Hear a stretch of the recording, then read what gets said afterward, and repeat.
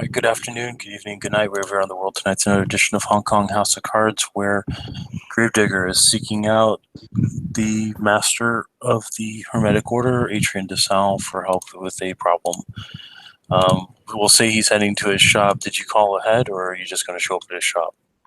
He will call ahead. Okay. So DeSalle will actually be upstairs waiting for you. If Tony asks, DeSalle is expecting Gravedigger to show up. So Tony can do with that as you will. Tony's probably lurking about the shop, peddling with this and that. Okay. Alright, so when Gravedigger shows up outside, there's the buzzer, of course, to be rung in. If you hit the buzzer, you'll be rung in, and Adrian will be standing there in his typical paramilitary fatigue garb. Gravedigger will take off his top hat and kind of doff it as a sign of respect and hello. DeSalle will nod. You have something urgent you needed to discuss with me? Rather. He kind of glances around and says, I assume that we can't be overheard here by anyone outside, as it were. You'd be correct. However, my apprentice is over in the corner dusting. Oh. She doesn't have anything sharp, does she? He'll call out, Tony, are you carrying anything sharp with you right now? Do you honestly have to ask me that question, DeSalle? DeSalle will then look at Gravedigger and say, yes, she is in fact carrying something sharp. Excellent. I assume it's not her wit. No, it's probably one of the 3 knives she was working on this morning. Oh, fair. Right, I'll get down to brass tacks. With Mordecai destroyed, thankfully, finally. He kind of, exaggerates the kind of, finally. The main problem that persists is the technocracy. Myself and my fellow Hollow Ones have come up with what we believe is a workable plan. Or at least a plan that has what we deem to be some chance of success. I'm listening, though you should be aware that though Mordecai is dead, his minions are still on the loose. We're trying to fix. I am aware of this fact. Right. Do you have a piece of paper and a pen I can borrow? He'll walk behind the register, pull out a piece of scrap paper, a piece of printer paper, and a pen, and set them down. Right. So Gravedigger draws a circle on the piece of paper, and he says, imagine this circle is the shield over Hong Kong, right? Very well. And he will then draw 3 lines with arrows pointed into the center of the paper. Now, what we know is that 3 major sources of power interconnect at the Novatech in order to form the barrier that's currently keeping us trapped herein. So, these are, fortunately, we know at least the location of one of them in the form of deep water.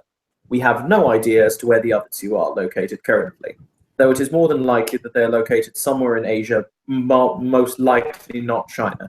I don't know why, but I actually determined that one is in Taiwan and the other is in South Korea. Excellent. So I will mark those down. He puts DP or DW for deep water. He denotes Korea and he denotes Taiwan. Now then, I'm probably correct in assuming that all of these facilities are top branch technocratic constructs, more than likely armed at the wazoo with all fun implements of death and torture. That's a reasonable assumption, yes. However, as of now, the technocrats do not know that Deepwater has been compromised. They believe it is chugging along nicely in their grand plan imagination. To the point that I believe that Deepwater is still sending its energy stream to the shield. Yes, Gladys said that she would only shut down that stream field once the other 2 were similarly incapacitated to where she would not be giving away her hand. I understand. However, based on the geothermal activity that's located in the area of the Marianas Trench, obviously it being a giant great hole in the fucking world, my theory is this. and he will basically denote the line that leads from deep water to the center of the circle. If there were to be a massive power surge that could easily be explained away by geometric activity or some other freak natural phenomenon, and he will kind of squiggle the line to show, increased voltage or force being sent into the center. I don't know how much the capacitors, or whatever the fuck they're called from the technocratic constructs perspective, the amount of primal energy the shield can hold. We don't know how much that is. However, it is likely that it has a cutoff point whereby too much power can't be contained, etc. So, it is my premise that if we were able to send a large enough surge from deep water, we might be able to temporarily knock out the capacitors. Either that, or it will introduce a fail-safe so that it will shut down areas of non-importance. So, the power can be streamlined away in a more effective manner. I have no doubt the technocrats have an immense amount of fail-safes for these mechanisms. You mean However, targeting the Innovatech building? Yes. There's a problem. Oh. Somebody used a EMP surge to destroy certain things that the Innovatech building had at one point. Ever since then, they've rebuilt their infrastructure and their fail-safes. I have no doubt of that, but bear in mind, what I'm suggesting is not electrical in nature, as I don't think the energy they're sending it. You're talking about sending a massive burst of power. However, as I've told people before, the Innovatech building is not one of the wall facilities. It controls the wall facilities and the wall itself. That's my point. He will tap the center of the map and say, of the little diagram, and say, if we were able to be given enough time, I guess between 15 to 20 minutes, realistically, to hit the Novatech building, if their security forces are otherwise diverted, say if there was something in the city that meant that their eyes were focused elsewhere at the time of the power surge, then we might have the opportunity to strike at the central hub. No, you misunderstand what I'm talking about. None of the power from Deepwater or any of the other wall facilities touches Innovatech. They're controlled through personnel, not through electrical discharges or anything. The only thing that Innovatech really controls on the wall is the gates. So how is it that the shield is... The shield is maintained by the 3 separate wall facilities. It actually got weaker when the National Security Building was destroyed, but then it regained its power. It regained its full power when they transferred all of that to Deepwater. I think then it becomes an interesting question, Master DeSalle, which is, in the event that, as I've said, in the event that the wall was to spike, if there was to be a massive overflow of power, as I've said, if Deepwater was to send out a massive charge, basically, how would that affect the? I assume that it's prime energy that the wall is composed of. From what I understand, it's a multi-layered effect, not a simple matter of prime. It is a conflux of matter, life, spirit, prime, correspondence, entropy, and he'll list off all 9 spheres. Okay. All working as one.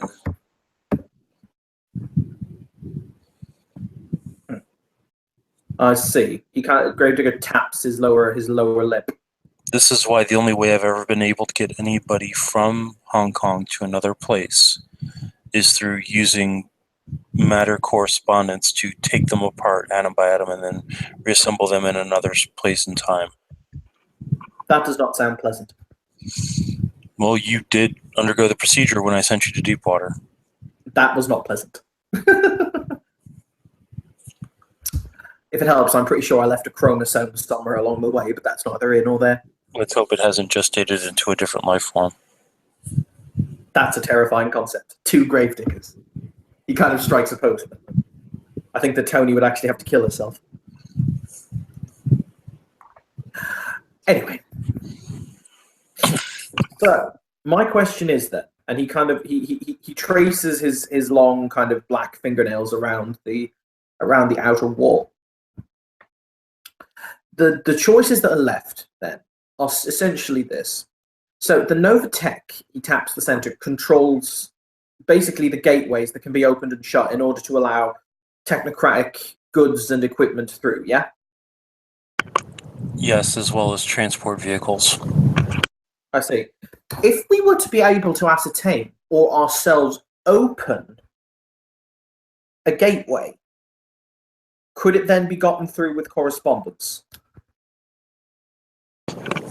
There's a possibility, however, the only person that has ever been to one of the gateways that's still currently around. There's two of them, Arthur and Bosco, and both of them were attacked upon arrival.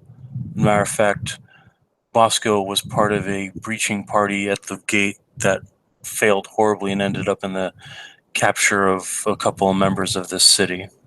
Fortunately, they weren't captured for long, as the vehicles were unable to leave.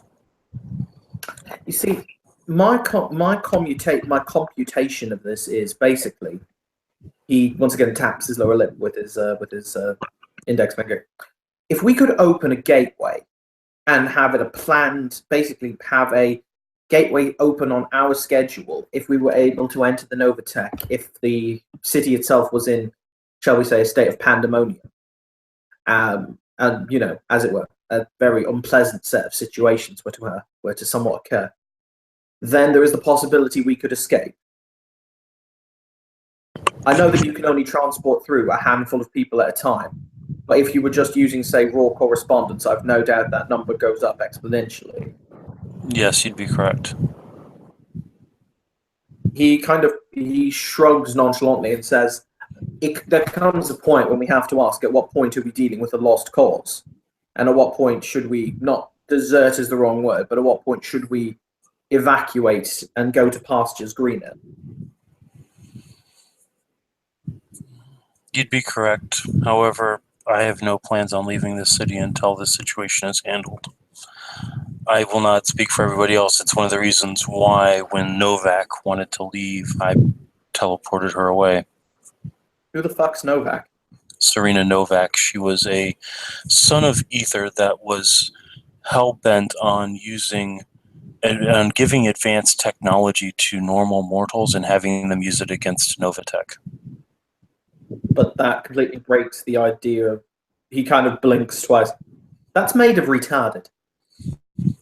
Yes, when I ordered her to hand over her grenades and to cut all ties with the people she was trying to give them to, she asked to be removed from the city, and so I did so. That's made of retarded. Right, okay. Because legitimately, the city's under threat by terrorists. What's going to make it worse? What's going to make it better? Terrorist attacks. You see my conundrum at that point. While discussing it with Arthur and other people that had experience with technocratic issues, they all felt that doing this would invite a full-scale technocratic assault with hard suits. Yeah. From what I'm led to understand, we used to have a lovely other temple before it kind of got the shit kicked out of it. Yes, that temple was the previous home of the Terror Accord until it got taken down and then converted into a minor power facility. All right. So level with me, Master Desau. Right. You are a very intelligent man. From what I'm led to understand, the earliest reference I've been able to find of you, and I've been looking, has been during the Second Crusade. And I've no doubt that they go back further than that. It was an unpleasant time, to be sure. So, no doubt you've given an incredible amount of thought to this. How do we take down the shield? From what I understand from our former ex-technocratic allies, there is one facility that is a linchpin facility. If we take it down, the rest will fall. The one problem is we don't know which one it is. If we attack the wrong one, we alert the correct one, and then it becomes like breaching Fort Knox. We have a severe lack of information that we have been trying to fill the gap on. Unfortunately, as you've seen lately, we've had issues of different natures. Okay, right. Hi, my name is Gravedigger. I don't do heroic things very often. However, I have got one question. So, what are the possibilities of reverse infiltration?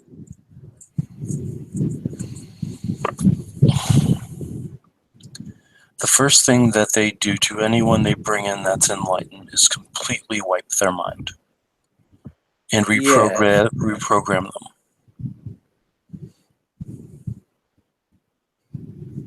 I've gathered that.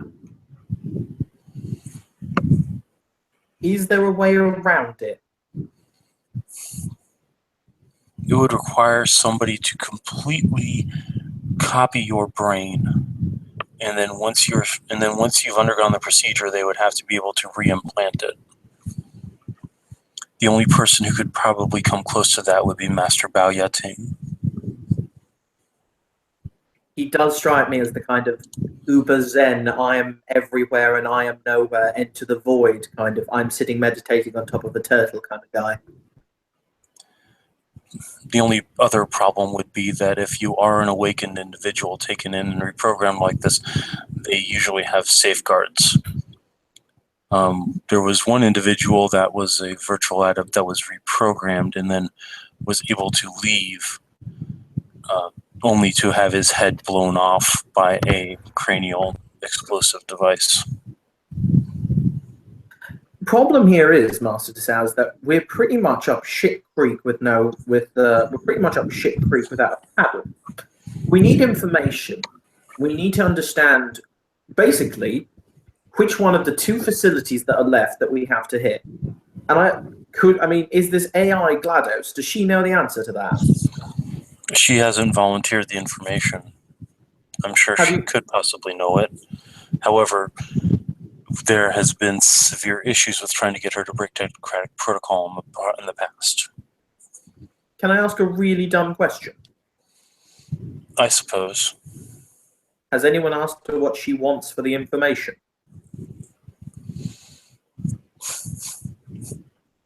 You actually see him smile. Yes. Unfortunately, what she wants is free reign over the civilians of this city as test subjects. You can see that interesting moral dilemma of Gravedigger going, do I care? Do I care? I'm not finding the caring here. You'll then hear DeSaltis go, yes, you care. Okay, right. Understood, sir. It's all free and above board, that. What?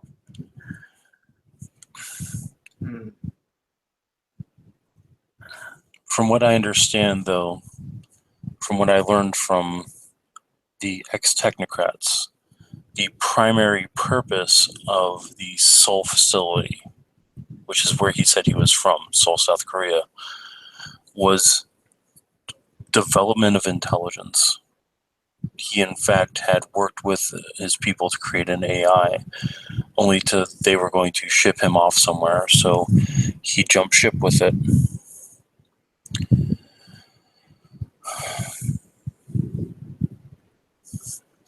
But there's a very strong possibility that, well, no, actually they know he's dead now, so they may relax their security protocols. Is that the same AI that keeps popping up on people's phones all over the city? The little, what the fuck do you call it? The little paperclip thing? No, from what I understand, that's Gideon. You say that like I understand what Gideon is. Gideon is Gideon. Right, yeah. Gideon was one of us at one point. He was reconditioned by the technocracy. Unfortunately, during the process, his body was destroyed. Rather than lose him or send him back into the cycle, they converted him into... So he's now a disembodied spirit program. Correct. What would have been the fate of that individual that you tried to capture if I had not returned him to the cycle? Oh, he's gone. Who? Yes, after being tortured for information, he was set free. Oh, if he was tortured, I'm fine with that. That was what I intended to do with him anyway. The problem is that He did kind of light my crotch on fire. I'm just pointing this out for posterity. Well, you were kind of an idiot and bound him. I would like to point out that children should not play adults' games. to be what Curious, happened. why do you keep playing? Wow, everybody just lagged on me real quick. Don't clue what happened. Just I was gonna say. You just lagged out during Snark. It's okay. So I was gonna say, to be fair, not many. Oh, we just lost him. Uh-oh.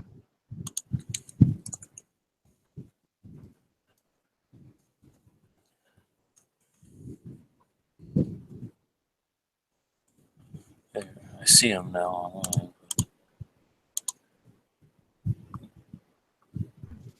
That was weird. Google just sent me a weird service message and kicked me. Maybe that was what caused the lag. I have no clue. Anyway, so I was going to say, Sorry, to what were be you saying? fair, there aren't many people that understand that when a wraith becomes dead, that when a mage becomes dead, their avatar stays with them until they can recycle. Yeah.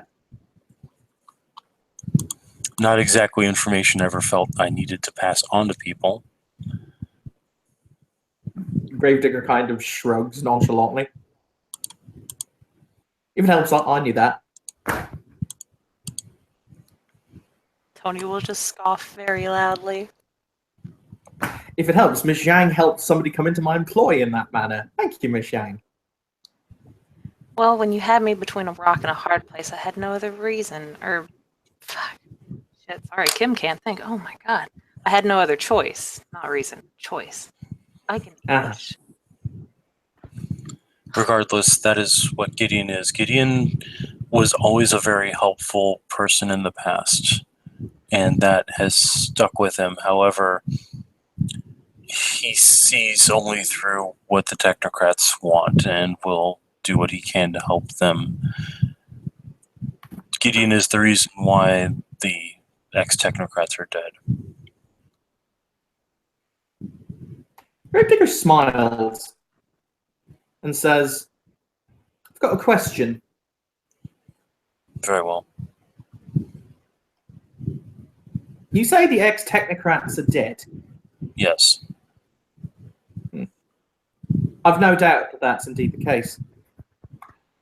Why did GLaDOS know Jonathan as well as she did?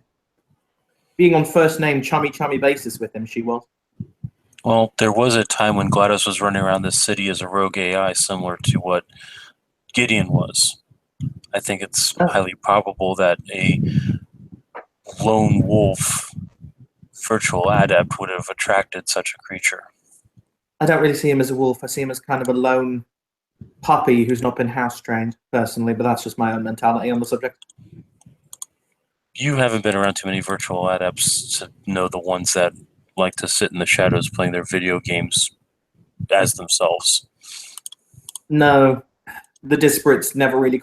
none of us really fuck with technology now I think about it. The Kwami do, but they're very hidden.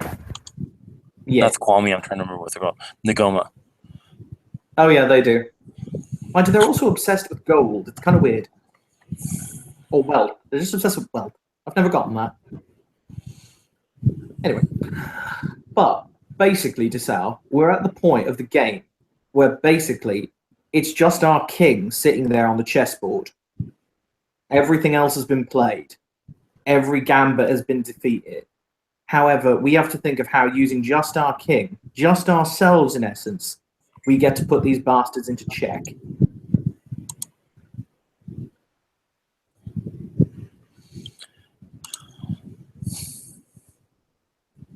I understand where you're coming from. It's not a easy proposition to figure out how best to attack someone. I have been playing this game with Smith for far too long, and I am growing very tired of Is he as old as you are? No, relatively speaking, Smith is an infant. He was first discovered in the 90s. Okay. However, he has been a consistent thorn in my side and the sides of both his own organization and those of our free mages ever since. You say his own organization. Is he somewhat rogue? There was a time when he left the Technocratic Union and worked independently of everyone else. That was rectified in 2004.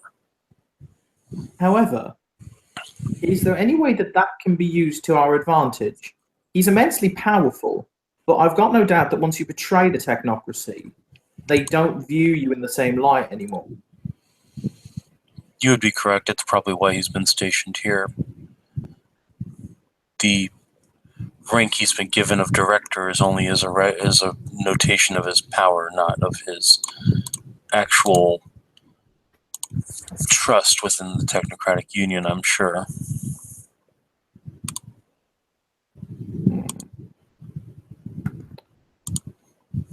Basically, I've got an idea, right? This temple that used to be a temple and is now a mechnocratic, I believe they call them constructs, yeah? From what I've been able to find out, it's not been completely taken over as a construct. It's got a anti-node in the basement that it uses to send power to different parts of the city. Basically, we need to pick a target that's not the Novatech, that might look like just simple acts of vandalism or petty brutality, like the temple, aka reclaiming it for what they perceive as reality deviants. And hope to God we get access to their information network for long enough to simply ascertain which one of the two sites it is that we have to hit.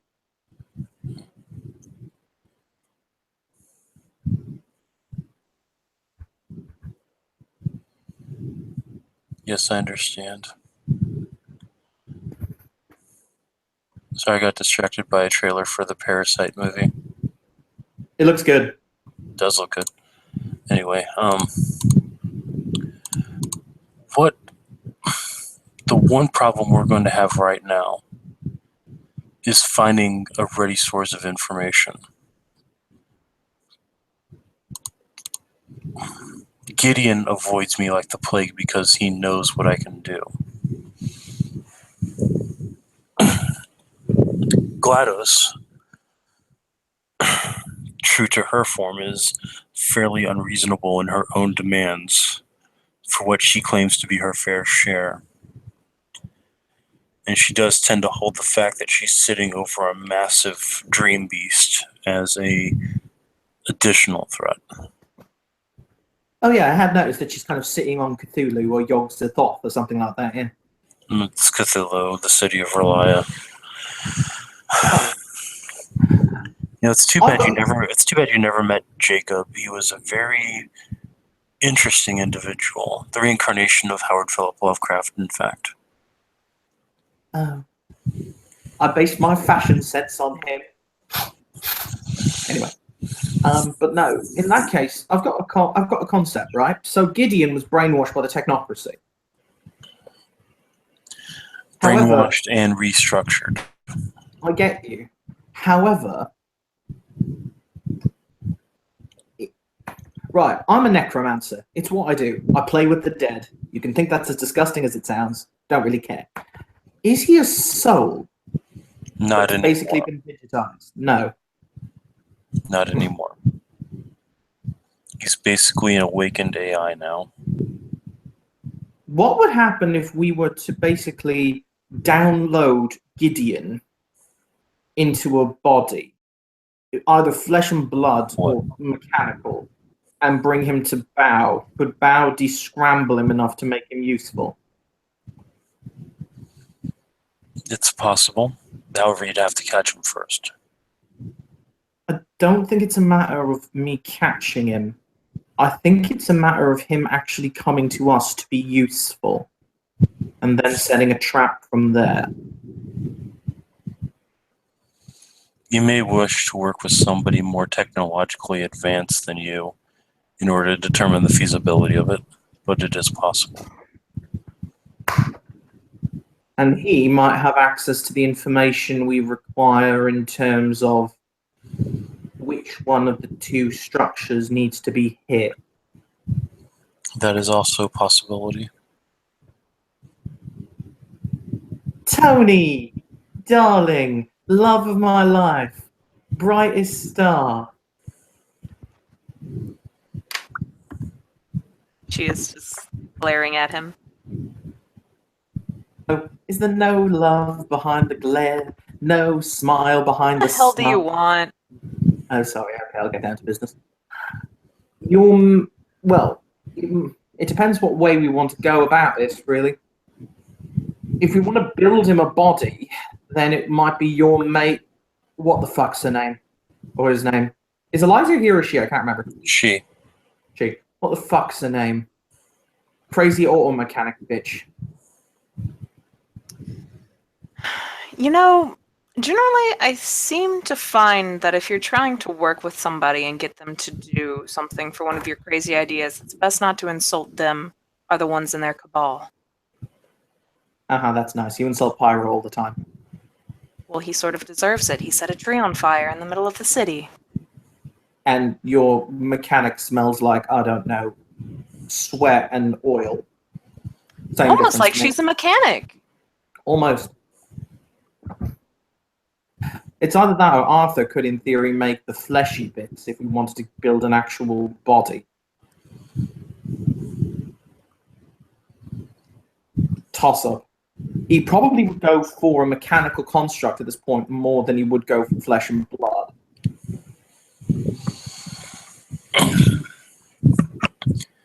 Well, hopefully you can find people that can specialize in this sort of thing, as the ones that made the last bodies are dead and the bodies are destroyed. I tell you what, guys, I just have to go to the bathroom real quick, so I'll be right back. Okay.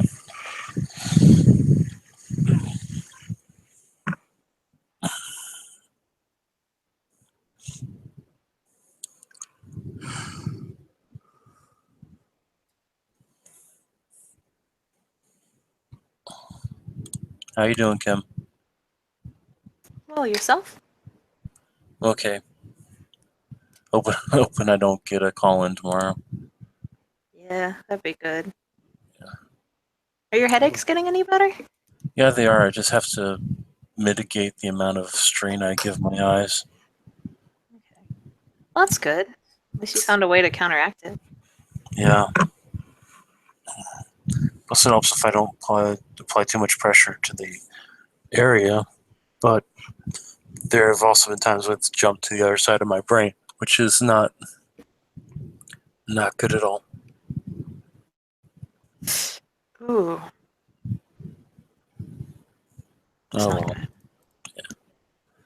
I just keeping myself hydrated. I'm reducing the amount of stuff I'm watching. It would be nice if I could actually control the brightness of my computer.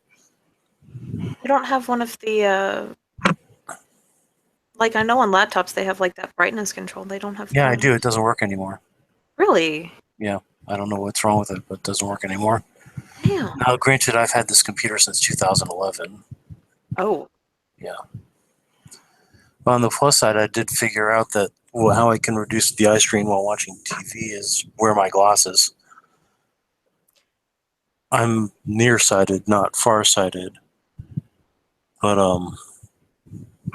if I wear my glasses while watching TV, then it helps reduce the amount of strain I'm putting on my eyes to make sure I see everything on the TV. That's good. And yeah, wearing, I don't know, glasses are weird. Like, if you haven't worn them in a while, they hurt your head and they give you a headache. But after you get used to them, it's a lot better. Well, I have to wear them for driving. I'm like legally required to wear them while driving. That's why I've got a pair of sunglasses that have a prescription on them too. Ooh, nice. But it's annoying to wear them, and I try not to wear them all the time, but maybe I need to anyway. It might help. It might not. I know a lot of Well, people. I've noticed I'm not having headaches when I'm watching TV anymore, as long as I got my glasses on. That could be it.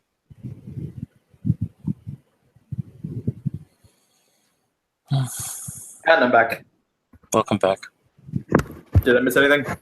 Just idle chit chat. We were planning your character's doom. Doom. I was going to say, if you're going to plan my Doom, at least sing the Doom song. Doom, doom, doom, doom, doom, doom, doom.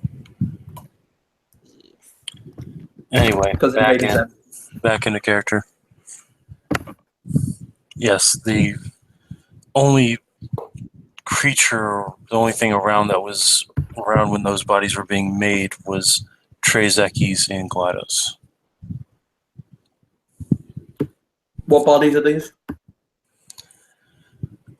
The ex-technocrats made bodies for the AIs to inhabit. One was made for GLaDOS, the other was made for their personal AI. And they've both gone the way of the dodo now. Yes, they were all there when they got raided and destroyed. Boom. Fortunately, GLaDOS's main intelligence core is in deep water, so she was not destroyed, but the intelligence core for the other AI was in the location that was destroyed.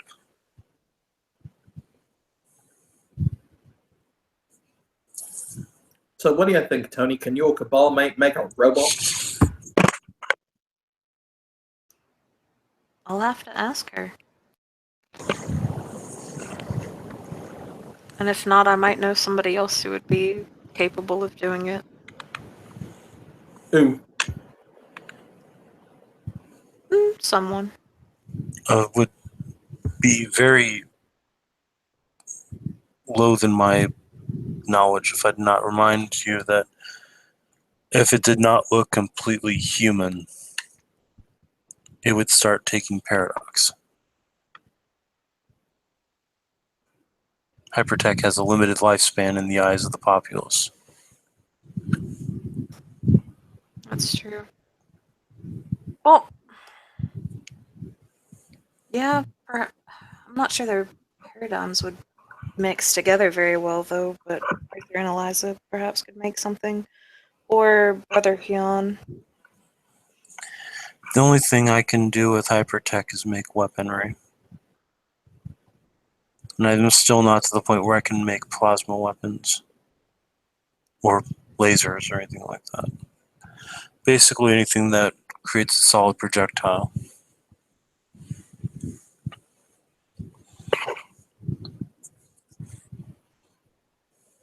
I bet you'd be great if we had to, Hiroshima the place.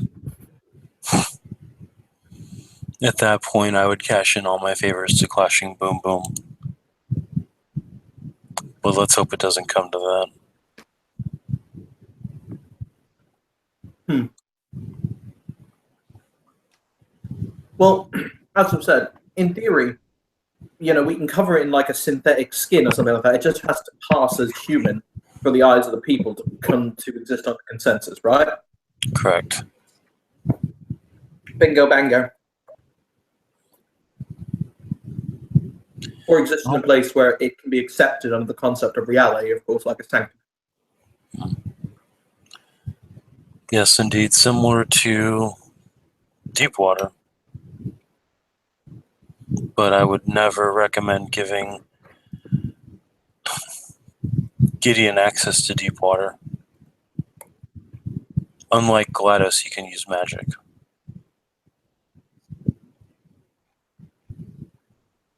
Well, bear in mind, this Gideon chap, or whatever he is, Chip. He's a chip now, not a chap. I mean, was he a fundamentally quote-unquote good person before he got all fucked up? Yes. He was perhaps one of the nicest individuals I'd ever met. Even for a virtual adept.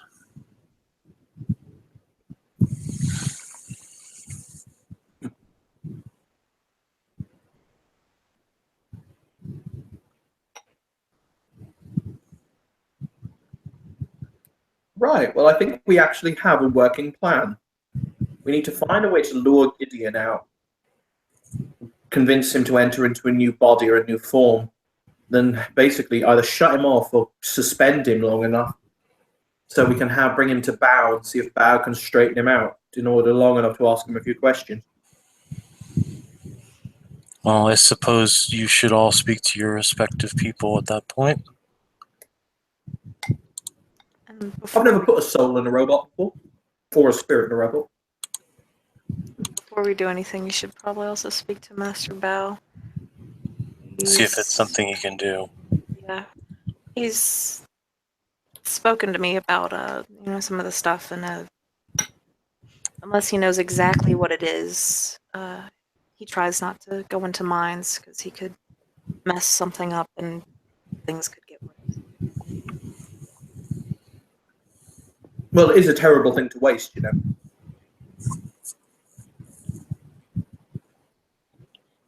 You just get that blink look from DeSalle.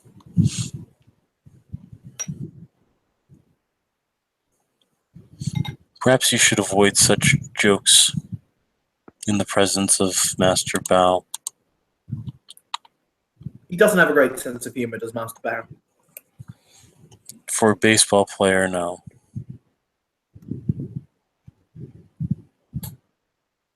Well, now a character note that's a reference. Went completely over my head if it is a reference. No, Bao is a baseball player. Oh yeah, I think I knew that. Anyway. Yes, because he coaches local team. Yep.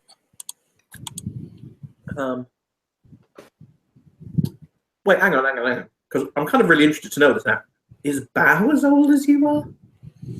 I don't know him well enough to know that. Yeah. However, it's not without the realm of possibility. However, he's much more out in the open than I am.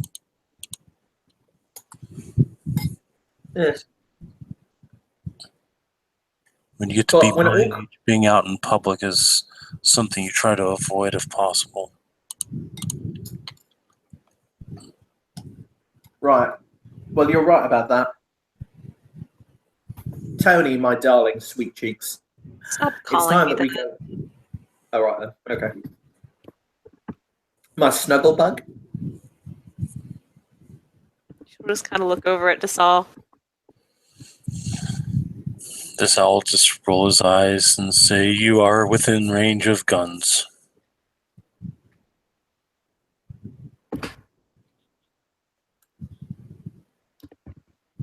She'll look back over at Gravedigger. Pew pew, motherfucker.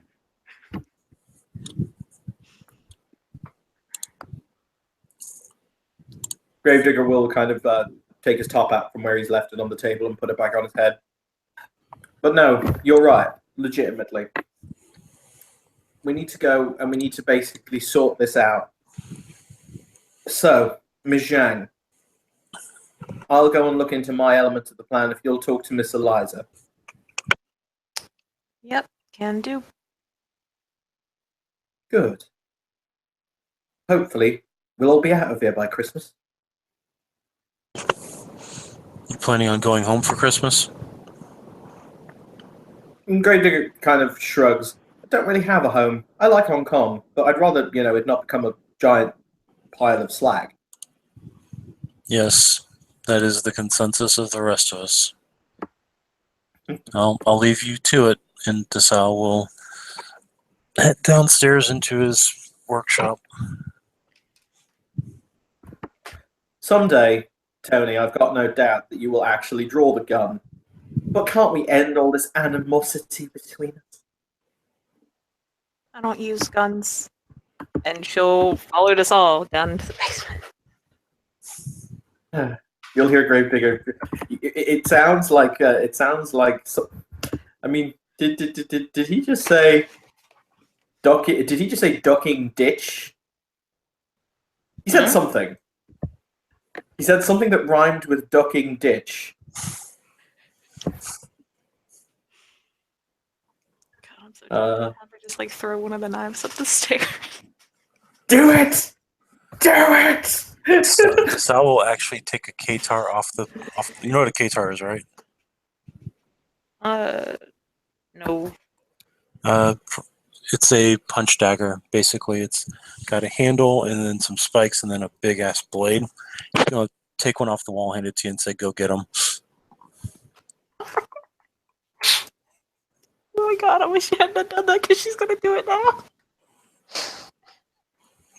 Okay, so I basically have my hand on the door to leave. What happens? 'Cause this is gonna get interesting. Oh my god.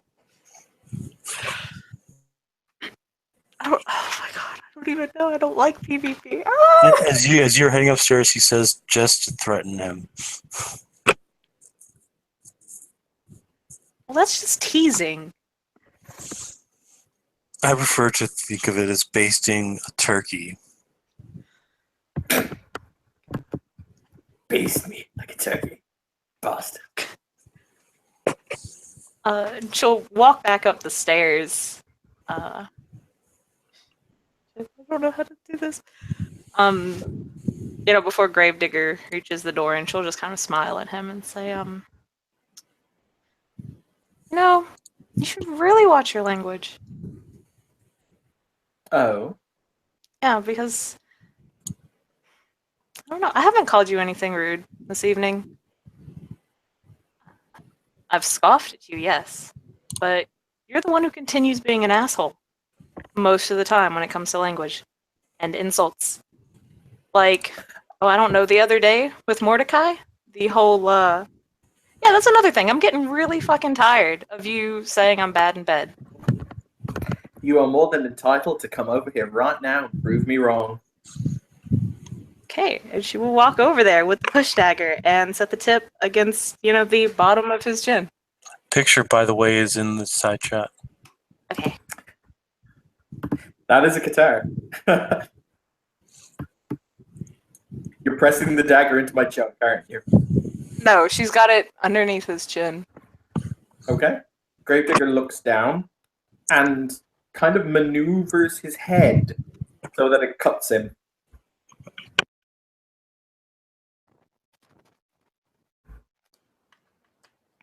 As he smiles. Am I close enough for you now? He looks down and the smile just gets wider because, if you're holding it under my chin, I can't actually talk or else I'll impale my lower jaw. That's kind of what she's seeing if he'll do.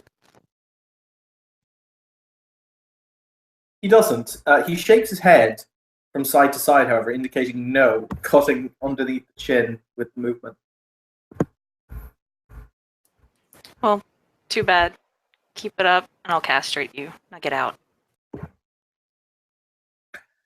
He will basically put his thumb and forefinger to the pommel of the guitar and move it away backwards, basically, unless you're actively stopping him. Nah, she'll move it away. He'll kind of dab a handkerchief against the blood that trickles from the small wounds on his chin. And he says, "Oh, how interesting. As always, my dear, you make the evenings entertaining." Get out. You're gonna hear a call from downstairs. You know she still has her sword down here, right? You hear him answer, "I thought you Hermetics like to settle things in a more circular fashion with a word that begins with C." She's not a hermetic. I know. Still. Honestly, as he turns to walk to the door, honestly, you traditions and your fisticuffs. I'm sure Arthur would disagree. That's what a lot of other people, actually.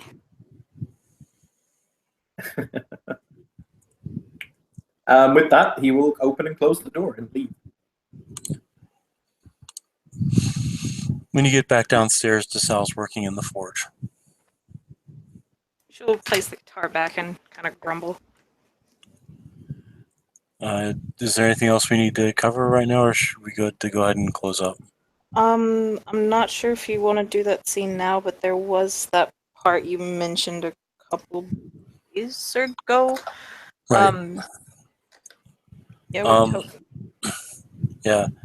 Basically, Desao is going to do an extensive ritual on it that doesn't really need to be rolled, and he'll come back and say, the forging is intricate. However, it's not the true purpose behind it. The magics interwoven are practically unknowable. It's a bastardization of magic that requires the use of blood and vampiric power, as well as the ability to use such powers to influence the dead as well. The closest analogy I can come to it is a soul anchor. While you wear this, your soul cannot leave your body. If it's placed on your body while your soul is absent, it will yank you back. But I'm sure you've already discovered that for yourself. Yeah. So if I die, if the bracelet's still on, my soul will be stuck in my body? Correct, unless the bracelet is removed. As I believe you said that's what happened when Blackthorn killed him, correct? Blackthorn cut his head off and then took this bracelet off the body. Mm-hmm. And then gave that bracelet to me. He's given you a powerful ability. I've also made sure it's not doing any corrupting to your soul. There's an underlying factor in the magics I cannot quite pinpoint. I would probably speculate that he didn't make this amulet, just as Mordecai didn't make it, and just as neither Mordecai or Terias made the sword. Yeah, if it's what Taras told me is Sire. Is that what they call him? Yeah, Sire created it. Yes, the erstwhile Jonas Blackthorn. I'm still trying to get Taras to get that guy like a Skype account so you two can talk again. Because I know that's something you mentioned. The last time we talked, he still had a pulse. Oh. That could put a damper on some things right there. Indeed. However, I do not hold his current predicament against him. It was his fate to have that happen, just as it is my fate to have this happen. Anyway, you should get back to your work. Okay. And he'll go back to his forge. And, oh, sorry, go ahead. Oh, see, well, that was one of them. I know earlier I mentioned that you said you wanted to have a scene between Tony and Desal when she told him about her schizophrenia. Right. It was mostly going to be a recommendation to seek out professional help through either Master Bao or somebody else.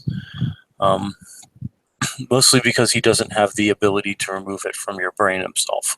Okay, yeah, she would have told him that she had already spoken to Master Bao, and Master Bao was pretty much like, well, I could go in your head, but I don't know what the cause is, so I could potentially mess stuff up even more, and you can go into a coma. Okay. Oh. Give me 1 minute. I need to take a look at Sal's sheet real quick to see if he would know to do this. Okay. Sorry to keep you guys hanging on. It now becomes a question: how much mind does Desal have? Not enough. But there is something else he has. Combination of empathy and enigmas. Yeah, he's going to teach her how to basically, you've seen Sherlock, right? Mm-hmm. He's going to teach you how to create a mind palace. Ooh, okay. So it's a basic psychological trick where it's a place you can go to whenever you feel like there's something wrong with your brain or you're being adversely affected by something, so that you don't have to worry about it and you can just find your own escape. Okay. All right. And I guess we'll go ahead and stop there. Thank you, players, for playing. Thank you, watchers in the future, for watching. It's been another edition of Hong Kong House of Cards, Mage Edition. Have yourself a pleasant night.